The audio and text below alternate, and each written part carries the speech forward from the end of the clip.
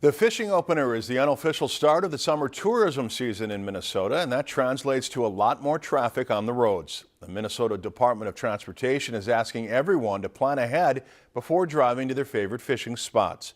MnDOT reports that there are dozens of road construction projects happening across the state right now.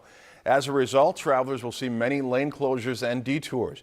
There aren't many projects happening in the northern half of the state, but areas in central Minnesota around Little Falls and Alexandria will see a lot of work being done.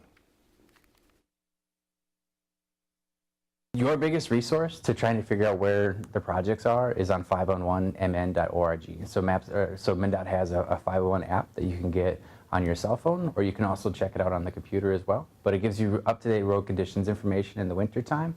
And in the summertime, it shows you where all of those projects are, where the detours are, and so you can really have a good plan on knowing where you need to go and if you can get there or if you have to take a different route for it. If you enjoyed this segment of Lakeland News, please consider making a tax-deductible contribution to Lakeland PBS.